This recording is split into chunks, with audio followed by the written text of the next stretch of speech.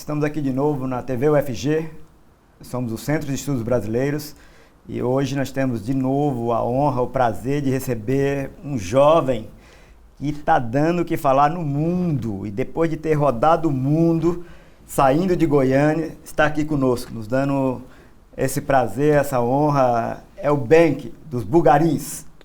Olá. Benk, bem-vindo, cara. Obrigado, gente, por receber aí. Tudo certo, Benk? Tudo certo. Por que você tem esse nome, Benk? Que lembra Benk, lembra Beck, lembra mil coisas. E não é só Benk, é Benk Yanomami. Exatamente. Você nasceu entre os Yanomamis? Como é que é a história? Queria eu, né, poder contar essa história, ia ser bom até para carreira artística também. Mas esse nome vem dos meus pais mesmo, que não tem conexão nenhuma direta com o indígena, mas acho que todo mundo no Brasil, na verdade, pode dizer que tem, né? Seus pais são criativos, né? Porque um nome desse Benk Yanomami de quê? Pereira? Né? Quase.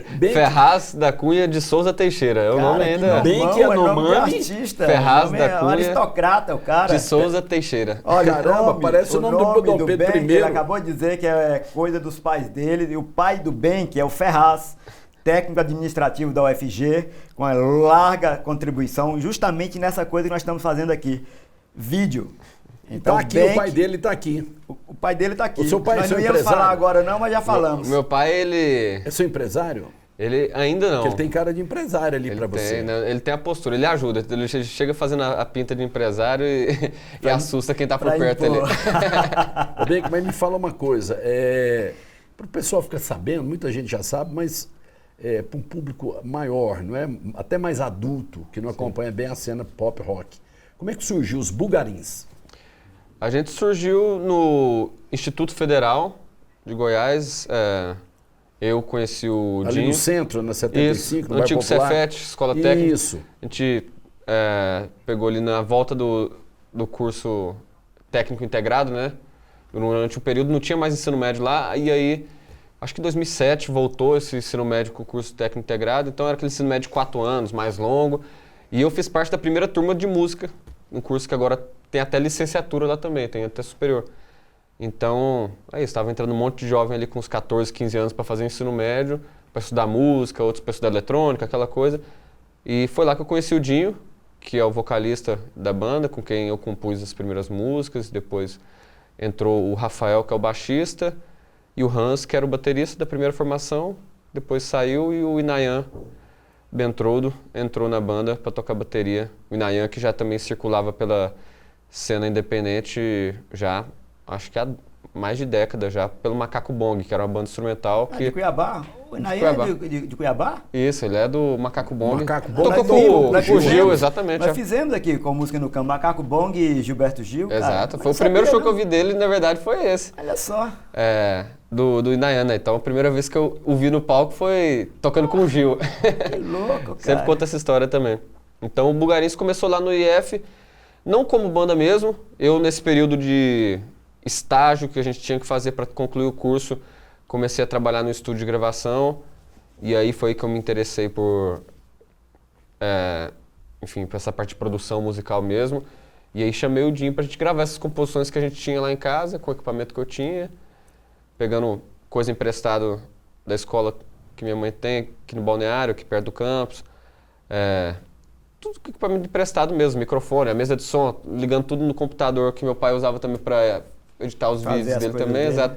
Então, começou desse jeito a banda, bem do jeito caseiro, só eu e o Dinho, uma coisa bem mesmo de materializar um tipo de som que a gente tinha na cabeça, que tinha essa influência do rock anos 60, do rock gaúcho também, brasileiro ali dos anos 2000. Cachorro Grande? Isso, que também tinha muita influência desses anos 60 também. Vocês gostam do Cachorro Grande, né? Tem influência, né? Tem, os primeiros discos do Cachorro Grande foram grande tocaram influência. no Fica, o Cachorro Grande. Eu lembro desse eu tava nesse show também. Você estava lá nesse show também? Acho que foi no ano 2008, eu acho. Quando o Gilberto Gil veio com o Macaco Bong, vocês não existiam ainda como banda? Não, a gente tinha 14 anos, há 15 anos de idade. Esse tempo todo? 2008, sei, eu acho. O Dinho tinha outra banda. Eu lembro que eu vi nesse dia o show da outra banda do Dinho, lá no Ambiente Skate Shop, peguei o ônibus pra vir aqui ver o Gil. A maior dificuldade de entrevistar jovem é porque aparece esse susto igual o professor Anselmo, que o show do Macaco Bong no Campo foi em 2008. Pra caramba, tem 11 anos. Então, qual que é o problema aqui? Você está trazendo também uma questão psicológica para nós. Porque você acabou de demonstrar o pavor do professor Anselmo com a idade, o Benck. É verdade. É aquela coisa que a gente pensa que os anos 80 foram 20 anos atrás. E outra coisa, o professor Anselmo e eu, né, quando você estava chegando, e o professor Anselmo me falou, Lisandro, e eu não gosto muito de entrevistar cabeludo. Eu falei, por que, Anselmo? Eu falei, porque eu tenho inveja. Aí eu lembrei. Eu já trouxe o boné, também, né? Eu falei, vou levar meu boné, porque eu tenho inveja, porque a gente, na verdade, queria cortar seu cabelo um pouco para fazer implante na gente. Mas conta aqui, como é que a banda, qual foi o momento que a banda se estrutura e vocês se decidiram assim, nós vamos trilhar esse caminho, que isso é o momento crucial. Assim, a gente já tinha essa cabeça quando começou a gravar de qualquer forma, entendeu? Era um projeto que pra gente era uma coisa bem especial. A gente gostava muito dessas músicas que a gente tinha composto junto. O Dinho já tinha projetos que ele tocava na cena de Goiânia, já tinha tocado nos festivais todos, com Ultra Vespa. Eu tocava na Black Queen, que era uma banda mais de rock pesado assim, em inglês, como boa parte da cena de Goiânia naquela época também. Você é guitarrista, né? Sim, mas na época eu tocava baixo até nessa banda. Então, quando a gente se juntou nesse ano de 2012, passou o ano inteiro meio que gravando. Enquanto isso, eu estava fazendo faculdade, ele também fazendo faculdade, a gente tinha acabado de entrar na faculdade. Mas a gente falava, isso aqui a gente está fazendo uma coisa bem legal. Então, quando finalizamos o ano de 2012, chamamos o Rafael e o Hans para se juntar a gente mesmo e começar a ensaiar. E 2013 foi um ano que aconteceu todas essas viradas assim pra gente. Começamos a ensaiar em janeiro de 2013, a banda assim. Abril, soltamos a primeira música na internet, soltamos o EP, né, 6 músicas. Um sitezinho... Soltou espontaneamente. Isso, colocamos do jeito que se coloca. Só fizemos um upload ali no Bandcamp, que é uma plataforma que tem bastante conexão assim, com os selos, com tudo assim. E mandamos para vários sites, assim. Eu tinha essa coisa, minha mãe é assessora de imprensa também. E via que se você tivesse um material minimamente organizado, você conseguia também ter o tipo de repercussão, né? Carta de apresentação, né? Isso, observava as bandas daqui também que tinham um sucesso maior na época, o Black Drawing Shocks, o Hellbenders. Era toda uma galera que já tinha um material gráfico que era legal, tinha uma produção de som que era legal. E essas bandas eram as bandas que estavam circulando pelo Brasil, as bandas que tocavam na MTV, né? Essas coisas. Então, quando a gente terminou esse EP e viu que tinha essa sonoridade realmente do que aquilo que a gente gostava e que faltava, né? Canções em português com um som que era não necessariamente o mais perfeito, mas que remetia a essa coisa meio nostálgica, né? Uma coisa meio sessentista, uma coisa que também que os anos 60, além de trazer essa coisa do rock assim de um jeito mais amplo para a população, né? Da cultura pop, também trouxe muito experimento em relação a essa coisa de estúdio, né? Você vai escutar os primeiros discos do Mutantes, escuta os últimos dos Beatles também ali no final dos anos 60, Pink Floyd, quando aparece... Todo mundo estava experimentando pra caramba, né? O rock, ele naquela época, além de ser uma linguagem pop, era também uma linguagem que estava criando as demandas para as inventividades todas que aconteceram no estúdio, que aí depois você vai ver na era digital já acontecendo. Então...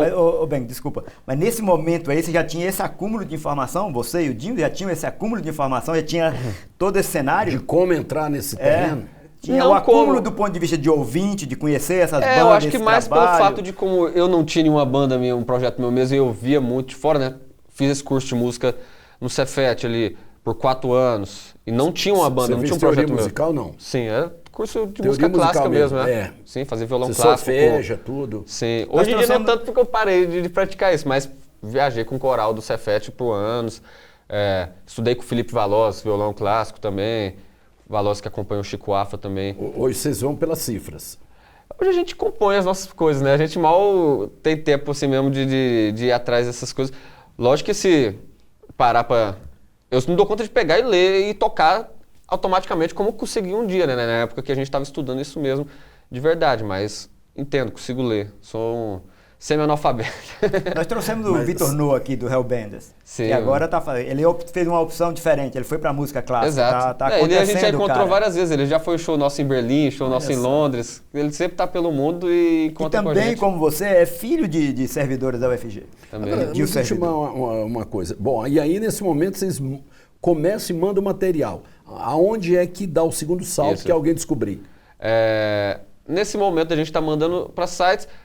Eu fui, claro, já pensando em sites que eram coisas bem específicas. Não estava pensando que a gente ia fazer sucesso mundial, né? Mandou Com todo mundo. para Rolling Stone? Não, entendeu? Eu tava mandando pra coisas bem, tipo assim, blogs, Independentes. tipo de blogs onde eu pesquisava música, entendeu? Blogs onde postavam aquelas bandas obscuras, coisas que tava rolando ali, que pouca gente falava sobre, mas que eu gostava do som, coisas que estavam me inspirando. E mandava porque eu achava que ia ter um tipo de repercussão. Esse site que a gente postou o EP, o Bandcamp, ele tem uma limitação de 200 downloads mensais, né? Depois disso, as pessoas têm que pagar para fazer download. Então teve um blog chamado Gakubaka, assim, dos Estados Unidos, ninguém conhece mesmo, assim, mas foi onde eu procurava música também, achava esses novos sons que podiam virar alguma coisa e tudo. E quando eu mandei para esse cara, ele foi e fez uma resenha, assim, de um parágrafo, 6 linhas, falando das referências que ele via, falou do Mutantes, falou de bandas da Califórnia e... Só que nesse post, assim, você via que aquele blog tinha uma audiência fiel, né? De repente já tivemos 180 downloads de uma vez, assim, por causa que esse blog que ninguém conhecia falou. Então, logo já teve esse primeiro choque, assim, da nossa parte, que foi assim, caramba, acabou nossos downloads mensais que a gente tinha aqui no site. E isso pra gente já foi também um sinal. Um sinal de coisa De aceitação, legal. De que a coisa... E que tinha também esse apelo internacional, por mais que a gente estivesse cantando em português, tipo assim, que tinha uma qualidade ali naquilo que a gente estava fazendo. Mas é o que o Dinho falou também, eu vi agora numa entrevista dele, que a produção vocal dele, entender a palavra, que está muito perto da música. Sim, Você exato. distingue Até o jeito da gente compor tem muito a ver com isso. A gente não se considera, assim, poetas, né, letristas. A gente é muito essa coisa vou te interromper de novo. Quem faz as letras? Boa parte é o Dinho, mas esse primeiro trabalho a gente fazia junto. Foram canções que a gente construiu ao longo do nosso ensino médio, como eu estava falando. Então, esse primeiro disco, As Plantas que Curam, a gente foi fazendo dessa maneira e retomando, assim, quando a gente terminou esse processo todo, assim, de ter o primeiro blog gringo falando da gente e tudo mais, a gente viu chegar no nosso e-mail um contrato de uma gravadora nova-iorquina, tipo assim, querendo lançar o disco e oferecendo tudo, um contrato de 3 discos e... Enfim, isso aí quando a gente viu no nosso e-mail a gente não entendeu nada, né? Ô Benk, deixa eu te falar uma coisa. Você já experimentou vodka portuguesa? Não que eu saiba. Você vai experimentar agora, porque todo final de cada bloco a gente oferece uma vodka portuguesa, que o seu pai eu acho que também não conhece, que está aqui no estúdio. Então vamos brindar para fechar o primeiro bloco. Uma vodka portuguesa. É vodka portuguesa. Valeu. Você nunca experimentou? Não, mas vou. Vê o que você acha. Então a gente volta. Familiar o sabor.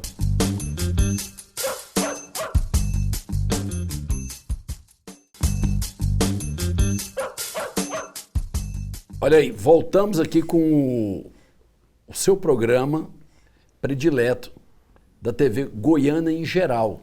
Olha quem está aqui do nosso lado. Ó, isso é o Benk. O Benk é dos Bugarins. Uma banda que nasceu aqui em Goiânia, um pouco nasceu aqui no campus da UFG. Conta essa história aí, Benk.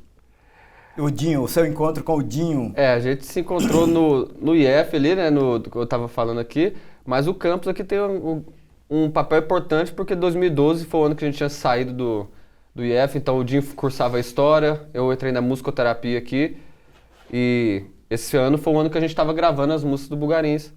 Passamos o ano 2012 todo aqui nessa coisa de faculdade, trabalhar, gravar as músicas. E aí 2013 foi o ano que a gente resolveu pegar firme mesmo na banda. E aí ficamos só trabalhando e com a banda, né? Trancamos a faculdade aqui. E nesse processo, como eu estava falando no bloco anterior, chegou, né, um contrato da gravadora americana Alder Music pra gente. Nesse dia o Dinho estava até trabalhando aqui mesmo no Pois é, o Dinho, eu conheci campus. o Dinho muito rapidamente no Centro Cultural UFG. Lá no Então ele Universitário, estava né? Ele lá, trabalhava cara, lá. assim, já tinha a banda estava começando a acontecer, mas ele fazendo um trabalho muito pesado, Sim. assim, de sobrevivência mesmo, mas com carinho, com o carisma Não, dele desde sempre. O Dinho, ele, no IF, ele estudou edificações. O estágio dele, quando eu estava no estúdio de gravação, ele estava trabalhando na obra do IF de Aparecida. Então ele estava lá, tipo assim, então ele é uma figura que trabalha pesado mesmo, assim, não tem E ele é preguiça o pra nada. administrador financeiro da banda, por ter essa cabeça de ciências exatas? Eu acho que... Quem é o administrativo financeiro de vocês? Financeiro é o nosso baixista, o Rafael, ali, que tem o pai contador ali contador da Chesp ali do Vale de São Patrício. Então já tá no sangue dele, ele já cuida dessa Nós contabilidade. ficamos sabendo aqui, eu pelo menos, que o Nayan não é de Goiânia. O Rafael é? Ele é de Séries, do De interior. Séries, é Realba. goiano, é goiano. Ele é goiano. O Dinho não é também goiano, ele é do interior do Paraná, mas mora aqui já faz mais de 10 anos também, lá em Aparecida. E, enfim, o Campus 2 aqui tem essa história de que quando eu vi esse contrato na nossa caixa de e-mail ali, vim pra cá, pro Campus, logo pra falar com o Dinho, porque ele tava trabalhando no palco ali do show do Alceu Valença, aqui no Isso, Música isso. no A Campus. gente tem até hoje, nós continuamos fazendo esse trabalho com os estudantes, que Sim. do nosso ponto de vista também é de formação. Com certeza. É de formação e também experiência realmente única, assim, para ele, no caso, mesmo que ele não estudava isso, mas ele trabalhava ali no CCFG e vinha aqui, ele trabalhou no show de Otto, que hoje em dia a gente já Isso, fez parceria isso, com ele, isso, trabalhou no isso. show do Clube da Esquina, né, que a gente também, muita referência pra gente, o Milton, o Lô Borges. Então, era uma época que ele também...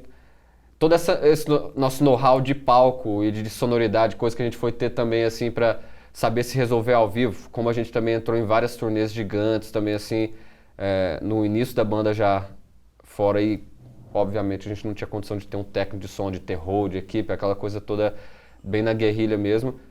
O Dinho ter essa experiência aqui Olha só, foi cara. bem importante pra ele também. Olha só. E como você falou, o Dinho também o trabalho pesado, ele não Não, foge ele do trabalho, não. Não, porque o trabalho é de todo... Lá não tem escolha, Sim. nós fazemos, todos nós fazemos de tudo. E aí, como é que foi o segundo salto? Onde é que foi o momento do segundo salto?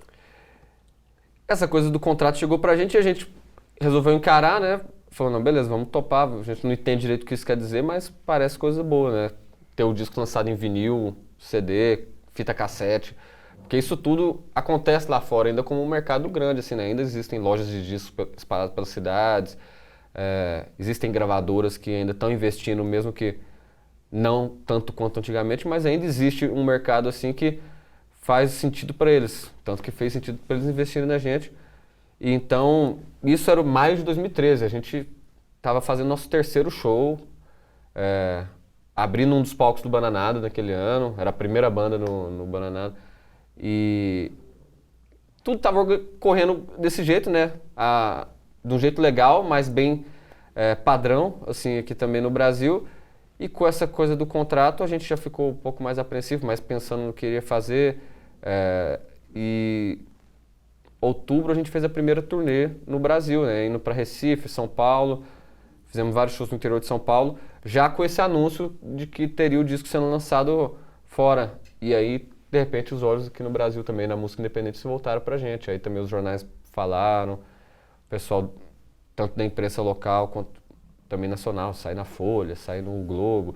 Tudo isso pra gente também já era uma coisa que, por mais que o trabalho, desde o início ali, da gente estar produzindo aquele som da gente desse jeito, de um jeito bem específico, procurando atingir um público que a gente sabia que poderia gostar, nunca pensou que ia ser nessa proporção. Essa rapidez, né, cara? Agora eu tenho uma curiosidade, Anselmo. Bem, esse nome Bulgarins vem de onde? Quem deu a ideia? A ideia veio de mim, mas de um jeito bem... já era os quatro já reunidos, né? Eu, o Rafael, o Dinho e o Hans ali, tipo, assim, ensaiando e pensando, a gente precisa do nome para lançar essas músicas, né?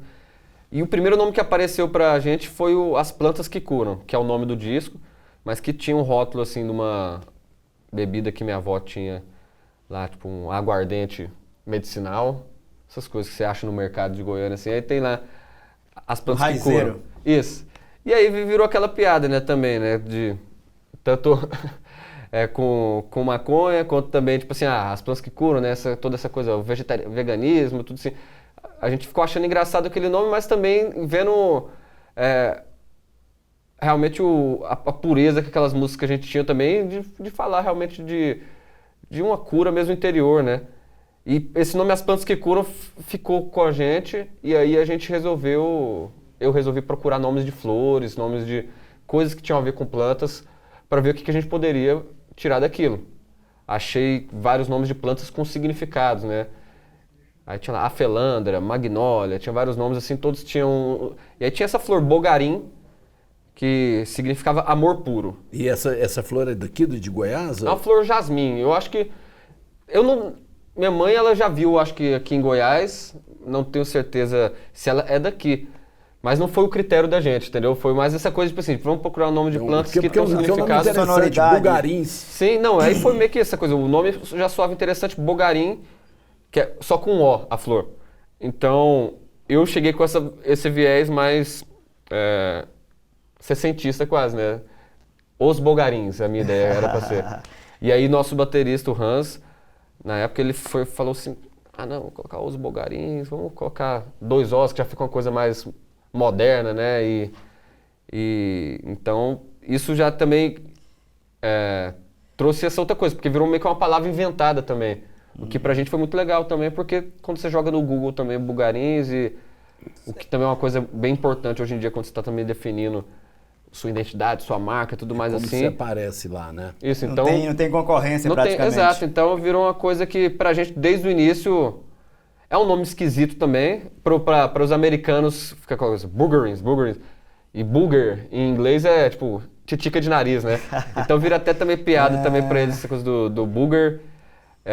Mas pra gente funcionou muito bem. Ben, que a gente vê que assim... E já tinha visto outras conversas suas, assim, que você demonstra... Eu fui no lançamento aqui, seu pai me convidou e eu fui no lançamento, foi quando eu vi vocês ao vivo, no Teatro Goiânia, agora do último disco. E você, a sua presença de palco, a sua fala, quer dizer, demonstra que tem uma formação, que sabe o que quer. Não é pode ser uma música muito louca, mas você tá pisando firme, assim, cara. E aqui você tá demonstrando isso. A pergunta é assim... Vocês nasceram na garagem, improvisando, você já disse isso aqui, com o que tinha, equipamento que tinha ali, fizeram a música e foi essa que fez vocês acontecerem. Bom, com o sucesso, eu acho que já está acontecendo, mas com certeza vai acontecer mais, vocês vão ter mais equipamentos, mais os melhores estudos e tal. Vocês têm essa perspectiva de não se perder nessa coisa? De serem tomados por um excesso? Antes era a falta e de repente o excesso pode matar a criatividade? Com certeza. Lógico que eu entendo o que você está falando também, assim, a nossa caminhada está só começando, assim, a gente tem 6 anos de história, mas já estamos no nosso 4º disco. Então, esse último disco já foi um disco que a gente produziu, eu ainda mixei, produzi, mas já foi gravado num estúdio em Austin, no Texas, um estúdio profissional, gigante, assim, a sala, então a gente conseguiu ter sons muito bem gravados mesmo assim, que para mim, enquanto produtor também, foi um grande salto também em termos de realmente ter uma confiança maior de saber que eu posso também produzir disco, não só disco caseiro, mas também uma coisa no ambiente... Depois desse trabalho, acabei produzindo outros discos da cantora francesa Laure Briard, que já veio aqui para Goiânia, do Giovanni Cidreira, que é um cantor baiano, lá nos estúdios da Red Bull, que também é um dos melhores assim, do Brasil no momento. Então... Foi uma coisa muito importante e respondendo sua pergunta, já foi um salto que muita gente também que é fã da banda desde o início já reclama também, entendeu? Okay. Então não é como se, assim, lógico que a gente tem um público gigante ainda para conquistar e também, enfim, para levar a nossa mensagem adiante, mas já é uma situação onde que as pessoas, não importa o tamanho que você tá não, na verdade. Se você já teve um trabalho anterior, já tem o próximo, vai ter gente para comparar e falar assim, não, mas no outro eles eram mais true, né? mais de verdade.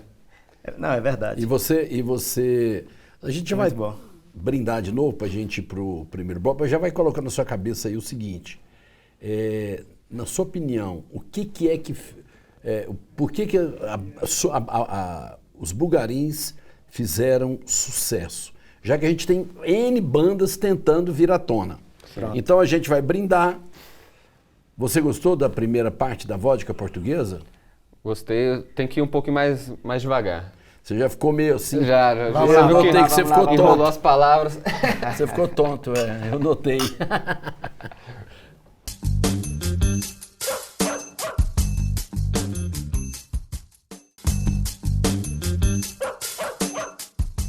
Bom, nós estamos voltando então para esse papo que está super legal, sabendo de coisa que assim, essa coisa a gente estava muito próximo o tempo todo no campus da UFG, apesar, não só porque o Ferraz é da UFG, mas porque a vida do Benck, do Dinho, estava rolando por aqui. Então, nós estamos voltando, é o Lattes, mas não morde, aqui no estúdio da TV UFG, pelo Centro de Estudos Brasileiros. E vamos continuar o papo. O Lisandro tinha deixado uma pergunta no ar aí para o Benck. Ô, Benck, é o seguinte, o cronômetro ali, ó, tem que começar a rodar. Não tá rodando.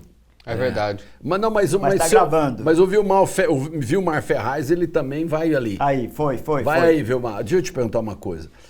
Várias, hoje com o digital, várias bandas tentam aparecer, ter visibilidade e tal. Na sua opinião, o que é que fez vocês sobressaírem? Legal. Assim, claramente, desde o início da caminhada, assim, eu tinha uma confiança muito grande nessa música que a gente estava fazendo junto. E por isso, a gente não quis procurar um estúdio X para ir gravar as músicas. A gente queria tentar nós mesmos para valorizar aquilo que a gente estava construindo ali. Então, acho que todo esse contexto que a gente criou favoreceu a gente. São canções que remetem uma nostalgia, uma coisa que ora lembra essa psicodelia dos anos 60 meio britânica, ora lembra um rock rural, bem brasileirão Quais mesmo. são as influências que vocês consideram que são importantes? Eu vi, pelo que eu já ouvi, eu ver se você concorda. Aqui no Brasil, se fala do rock rural, Sá Rodrigues Guarabira. Tem? Com certeza também. Tem um pouco também do rock progressivo, não tem? Rick Wakeman, o Yes, ou não? O Yes é mais da minha parte, que já tem esse viés mais de música mesmo, estudante de música. O Dinho, como ele é uma figura bem assim, mais... Ele tem esse brilho do artista mesmo, né? Essa fagulha. Eu acho que ele gosta mais de uma coisa mais energética do que mental. E aí o Yes, pra mim, tem mais essa coisa. Eu gostava muito, comprava O os Dinho, vinis. qual que é uma influência grande? Eu acho que essa coisa mais sessentista mesmo, mais os Beatles ali no começo, Pô, The Who. Beatles, que legal. The Who, The Who no começo também. Essa energia mais mod, né, que chama Led assim. Zeppelin. Led Zeppelin já vai ser mais pro meu lado, que é essa coisa mais guitarristão, essa coisa assim. Mas assim, o que Black ficou pra Sabbath. banda... Isso também, com certeza. Todas essas bandas que fizeram escola ali também, eu assimilei muito, porque eu era isso. O Dinho já era um compositor, o pai dele escrevia muito. Todos os irmãos dele também são compositores.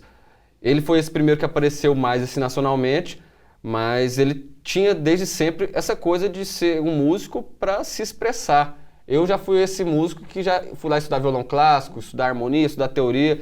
Então fiquei muito tempo assim, realmente, nesse processo de pesquisa, mais do que de me mostrar. Então, acho que essa junção nossa dessa espontaneidade do Dinho, esse apelo pop que ele tem, junto com essa cabeça, eu acho que um pouco mais teorizada minha, foi muito Tem influência do forte. U2?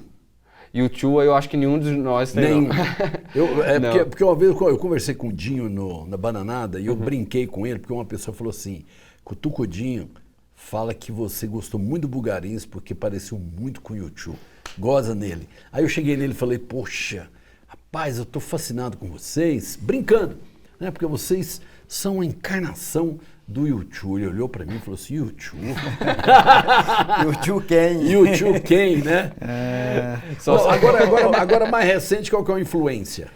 Eu acho que muito desse estilo que a gente empregou nas nossas gravações vem desse som que ficou mais popular nos anos 90, né? Um rock que já é mais chamado rock alternativo, quase como estilo mesmo, não só por ser um rock mais diferente.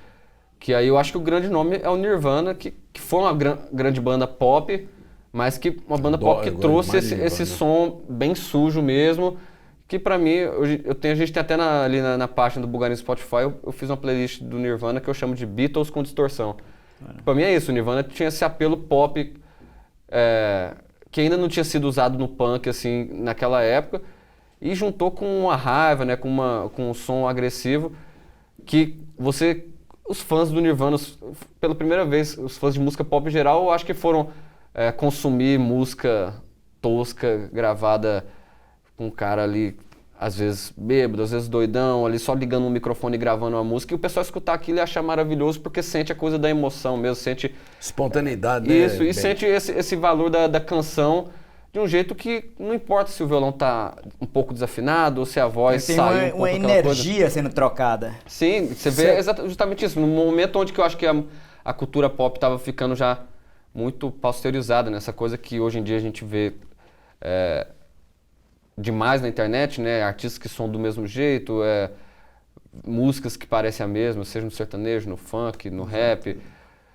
O rock nem tanto, porque o rock não tá, eu acho que nesse momento mais, né, de ser considerado assim uma linguagem de massa. Mas todas as linguagens que são de massa, e como o rock era nos anos 90 também, começa a ficar certa pasteurização. Exato. Então o Nirvana, eu acho que quando ele aparece com um apelo pop e com discos muito bem produzidos, mas também com uma figura ali central que queria empurrar também essa coisa, que era esse dedo na ferida ali também, o grande público ele também começa a procurar aqueles artistas que ele usavam as camisetas, né? O Kurt Cobain sempre estava divulgando bandas. Quando foi tocar ali o Acústico MTV, que foi o último trabalho que eles lançaram também, mas eu acho que a metade das músicas tocaram nem são deles, são de bandas que são, tipo assim, Vaselina, que era banda totalmente desconhecida, Meat Puppets. O Kurt Cobain foi lá na MTV lançar o disco acústico do Nirvana e tocou cover de bandas que eram totalmente desconhecidas, entendeu? Então ele estava apresentando para um grande público. Conhecia a cena. Mas é isso. Então, agora eu quero te fazer essa pergunta. Todo mundo hoje, Goiânia, já tem essa cena consolidada do rock and roll, com os festivais Goiânia Noise e Bananada, etc. Você, enquanto moleque, estava circulando isso, a influência da sua casa, da sua família, como é que é essa coisa? Todas essas informações terem chegado aqui em Goiânia? Sim, com certeza.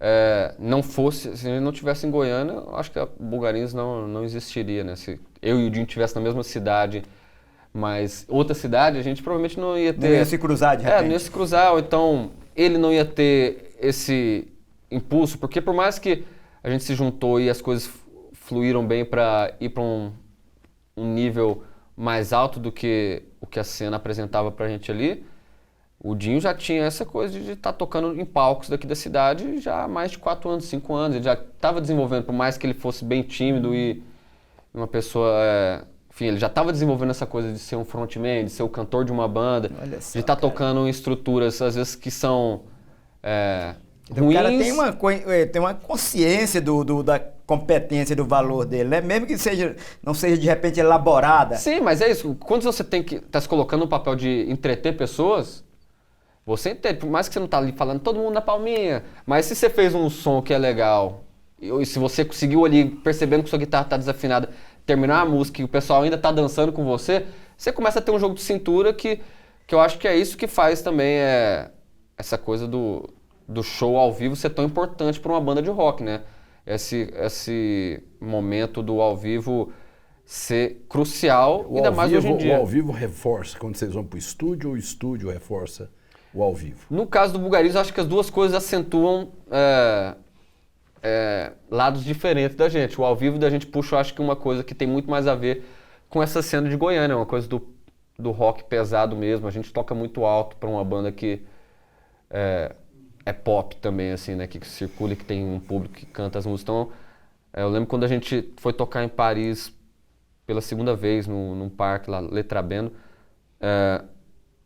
o pessoal falou, meu Deus, eles são o Motorhead da psicodelia, né? Falava que a gente tocava que era a banda mais alta que eles tinham visto tocar ali na sala. Não imaginava que ia ser isso, porque a banda brasileira vai ter o baterista, vai tocar uma bossa, uma né? bossa nova, um sambinha, não sei o que. Aí chegou, aí tá as guitarras no talo, a bateria ali esmurrando, os pratos naquele... Então, eu acho que no estúdio a gente procura ser um pouco mais cientista sonoro, assim, e achar sons diferentes, e achar jeitos de deixar o ouvinte um pouco intrigado com aquilo que ele tá ouvindo no fone de ouvido. E o show é energia pura. Bem que vocês fazem a base, você e o Dinho e o resto da banda, e tem um arranjador, né? Hoje em dia, meio que a banda, a gente tem esse... Vocês mesmo fazem os arranjos, sim, ou tem alguém que depois vocês entregam e ele vai... Não, é a gente mesmo.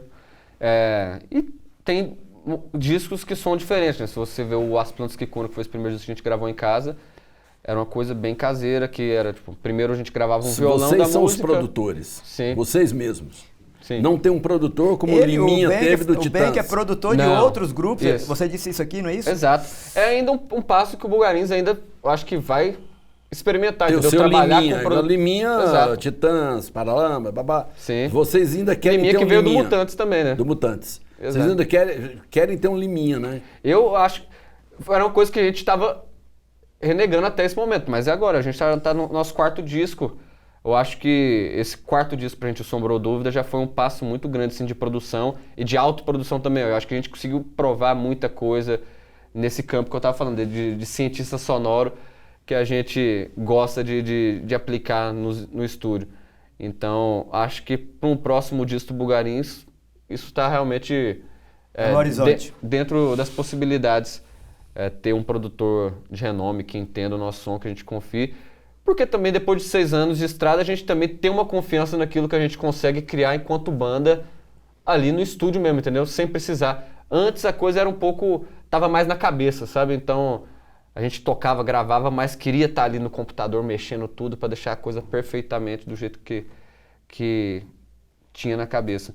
Hoje em dia eu acho que se a gente for para um estúdio e arranjar tudo ali, fazer tudo no ensaio, eu acho que se a gente for para a mão de um produtor que a gente confie... Produtor com muita experiência, né? Com certeza, não. Você já tem 4 álbuns, tem que ir para a mão de um cara... Claro, tem que ser uma coisa que pra gente é muito... que vai ser muito bem pensada, né? Produtor que goste de vodka portuguesa. Vamos pro nosso... terminar o nosso terceiro. Até o final do programa tá todo mundo caindo. Bulgarins.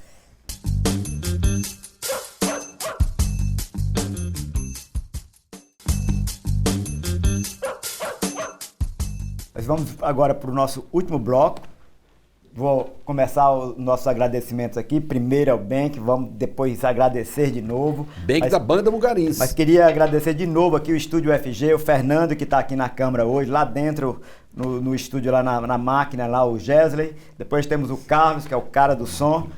E a Kitia, que é a nossa produtora, que é sempre maravilhosa. O Benk, eu queria que você desse o testemunho, como nós já combinamos aqui, cara. O Bulgarin rodaram o mundo, deu no New York Times, nos programas mais vistos da grande TV brasileira, mas agora aqui, como nós combinamos aqui, cara, é a consagração dos Bulgarins, no Lattes, mas não morde. Você sente isso mesmo, Benk? Que vocês, agora vocês chegaram, tendo sido convidados pra cá. E na hora que ele chegou, cara, que ele viu a gente, você viu que ele se emocionou? Junto com o pai, como é que ele quis chorar. Vou falar mais uma coisa aqui, cara. Que chorar e foi uma comoção. Foi uma comoção. Foi um reconhecimento. Foi um reconhecimento. Já vim pedir aqui vou também, dar outro dado aqui. Ele começou pedir meu diploma aqui também no FG. Vim pedir aqui, cadê o... Vou falar mais uma coisa aqui que ele começou nunca a falamos. chorar. Que foi muito bonito. Nós nunca pedimos para vocês aí assistirem também o nosso canal no YouTube, o canal do SEB UFG, que já estamos chegando perto de 1 milhão de inscritos. Já estamos com 173.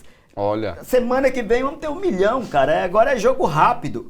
Então Rapidíssimo. se inscrevam. Depois no do canal 100 primeiro é desse jeito mesmo. Centro de Estudos Brasileiros, no canal SEB do YouTube, UFG. SEB UFG. Vocês vão ver uma entrevista como essa. Deixa eu te falar uma coisa. Deixa um pouco desse cabelo pro Anselmo e pra mim. A gente vai Ô, Benk, pergunta vamos aqui negociar. o Ferraz, fala daí mesmo, pode falar daí, cara. Como é que, você ainda é cabeludo, como é que eu era aqui? Eu tinha um cabelo maior do que o Benk, verdade? E uma moto muito bonita. Aí, ó. Cabelo é moto, mas- então o cabelo foi para...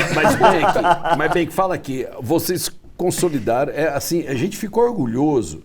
E eu fiquei uma vez, quase liguei pro seu pai, quando eu vi assim, vocês na Europa fazendo turnê, Estados Unidos, isso assim enche de orgulho demais a gente, rodando o Brasil, mas ao mesmo tempo a gente como mais velho, quase como pai, como função paterna, a gente fica perguntando, mãe, esses meninos, como é que eles vão se viabilizar? Na pergunta mais simples, como é que vocês vão viver disso? Que o Moraes Moreira falou para mim semana passada, ó, talento tem demais, você vê ao longo do tempo, pô, cara bom pra caramba, mas não viabilizou. Como é que é isso, viver disso? Já vocês pensam agora daqui para frente, 4º álbum, como é que vai ser?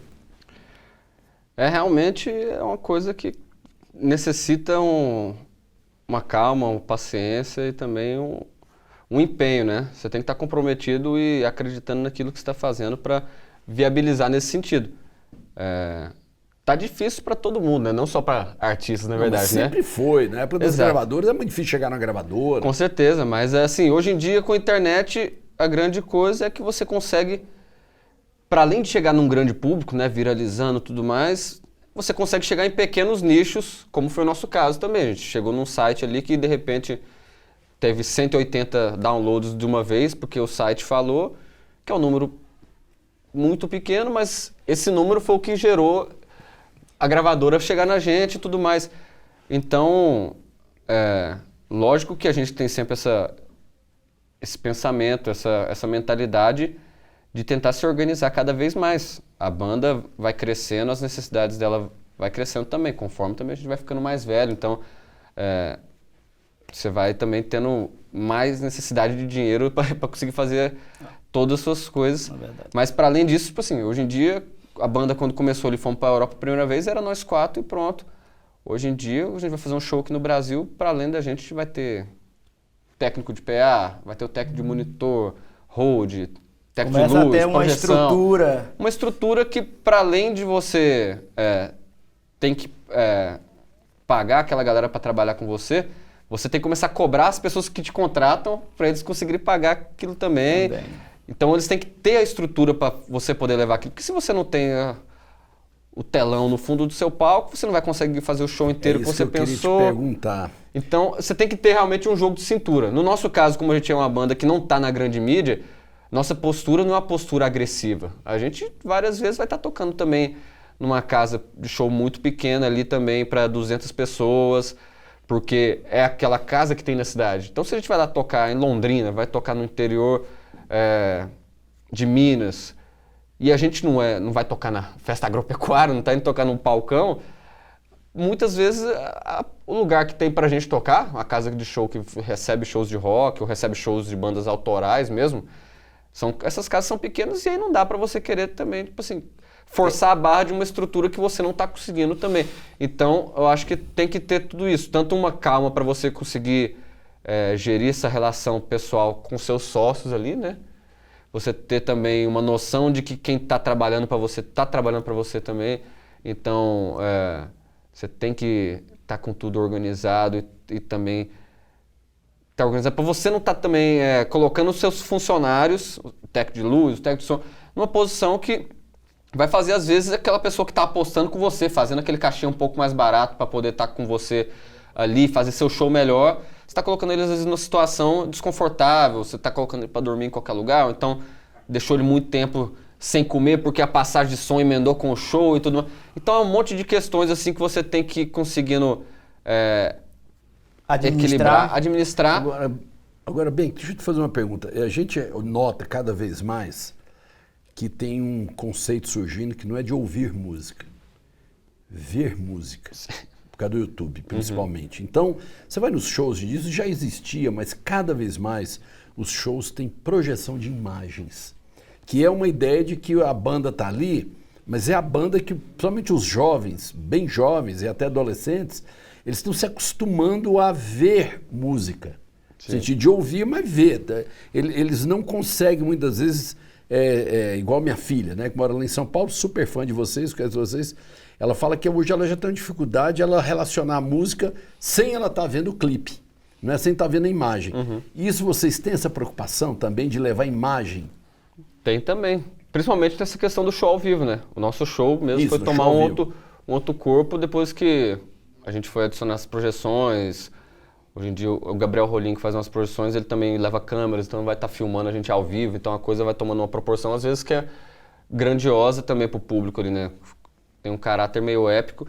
Tanto nessa coisa da gente estar aparecendo ali aumentado no telão, enquanto a pessoa tá vendo isso também, né? Fica parecendo uma coisa realmente de show grande, show de festival, mas a gente consegue levar isso pro nosso show normal, né? E também essa coisa que também remete à psicodelia ali dos anos 60, né? Esses shows com as imagens, com as cores misturadas, né? Com caleidoscópios, coisas meio tipo assim, que pra gente também funciona muito bem com o som, porque a gente também vai para lados, às vezes, muito de paisagens sonoras, as coisas não são muito, às vezes, só claras, né, pra pessoa ficar cantando a letra. Às vezes a gente tá tocando realmente a parte instrumental, que vai ser bem longa, e aí a pessoa vai junto. O visual também ajuda isso. Sem a gente precisar de ser todos grandes showmans, também tá ali batendo cabeça e chamando palma e tudo mais, porque às vezes o show pode ficar monótono mesmo, se você... O som pode estar perfeito, mas se a banda tá ali também... Tá morta, tá sem... É uma coisa que o Pink Floyd, eu acho que, assim, como grande referência, assim, eu acho, de banda, da banda que eu acho que conseguiu levar esse rock progressivo para um lado mais pop, nenhum deles são grandes showmans ou grandes líderes ali também, de fazer justamente isso, de chamar todo mundo para bater palma. Eles de são fazer meio tudo... paradões, né? Isso, mas aí... Isso tem um som que segura, né? O som que segura, mas também desde os anos 70 ali também investindo... Uma produção na uma imagem, produção essa que coisa muitas que vezes tá você vai ver eles falando ali das turnês do The Wall, turnê do Dark Side of the Moon, que apesar deles estarem fazendo shows em estádios lotados, eles tinham prejuízo nas turnês, por conta do tamanho da estrutura que eles estavam levando também, né, experimentando. Então, é uma coisa que sempre teve, eu acho que muito ligada também ao rock. E também hoje em dia é isso, como você falou, né? O show, você vai ver o show da Anitta, o show de... Não, nem Mato Grosso veio aqui agora, eu fui no show, fiquei impressionado. Eu fui ao Milton de Holanda, todos com técnico de projeção. Sim. Mas bem que o futuro, cara, vamos falar um pouquinho, Bulgarins, pra onde tá indo, como é que é? Quais os próximos passos? Sei que vocês estão fazendo um turnê, estão super empenhados, rodando o tempo todo. Mas do ponto de vista de banda, além desse, vamos dizer assim, do trabalho de estar indo em várias cidades, em vários países, é uma coisa incrível, cara. Eu imagino a experiência pessoal de vocês, abrindo essas portas, tendo milhões de contatos, conhecendo pessoas interessantes. Mas do ponto de vista de projeto de banda, como é que vocês estão pensando? A gente deve lançar um 5º disco no início do ano que vem, já logo, tipo assim, menos de um ano que a gente lançou o Sombrou Dúvida, que é um disco de material que sobrou dessas gravações nossas de Austin. A gente gravou os nossos 2 últimos discos lá no Texas e temos mais de 20 músicas que ficaram de fora desses trabalhos e a gente reuniu elas e tá organizando tudo para lançar um material ali surpresa para os fãs, que não é mais surpresa, né? A gente falando assim, mas enfim, não é um material que a gente vai fazer realmente uma promoção de disco mesmo e todo esse trabalho de divulgação. Vai ser realmente um disco que a gente vai soltar aí pra galera e lógico, continuar em turnê também. Vai ser 2020 é um ano que tá prometendo muita coisa legal pra gente. Maio já estamos com vários shows confirmados pra Europa também, que logo vão ser anunciados também. E, enfim, continuar nessa pegada. O Sombrou Dúvida, como eu estava falando, que foi um disco que a gente produziu em estúdio, mas que tem muito essa cara também de pós-produção, né? Um som meio científico quase. Então acho que a gente também vai tentar produzir um material bem legal ao vivo da banda. Estamos até cogitando o Centro Cultural FG também. Massa. Para usar ali. A gente fez um dos videoclipes desse ano ali, Invenção. A gente fez lá no Centro Cultural. O Centro Cultural é muito bonito, não é porque eu conduzi a construção, não, é porque é muito bonito mesmo. Mas a gente vai tentar produzir um material ao vivo para apresentar para a galera, para o público, uma versão mais ao vivo desse trabalho. A gente te agradece. Eu sei que você está passando aqui o final do ano com sua família, comeu pamonha, arroz com piqui, pão de queijo. Você está, assim, voltou às suas raízes. Tô Então me a gente esbaldando. agradece pra caramba você estar aqui com a gente. Eu É que o agradeço. Bank dos Bulgarins, é a grande banda de Goiás que conquistou o mundo. A gente tem um orgulho dessa banda aqui, onde vocês estão, a gente fica, poxa, lá tá os caras, né? Então é bom, né, professor Anselmo? Sem dúvida. É isso. Passo as minhas palavras para o professor Lisandro, mas por outro lado tem essa coisa, nós, o Lattes mais no Mod, deu uma palhinha pro Bank, né, Bank? Foi uma palhinha. Tô Isso, brincando, obrigado cara. pelo espaço o aí. Bank não tem nada mais importante em Goiás, em Goiânia nesse momento. É brincadeira, mas para ver o Bank na TV UFG, depois no canal SEB do... E vamos SEB no fechar YouTube. SEB UFG no YouTube. dando um O viva pessoal tá aos enganando Bulgarins. aqui, ó. Tá enganando com essa vodka aqui. Pessoal, Só eu que tô tomando. um viva a maior banda que já surgiu em Goiás, conquistou o mundo. Bulgarins. Valeu. É isso aí. Valeu, Bank. Obrigado, cara. Abraço, valeu. Obrigado, Ferraz.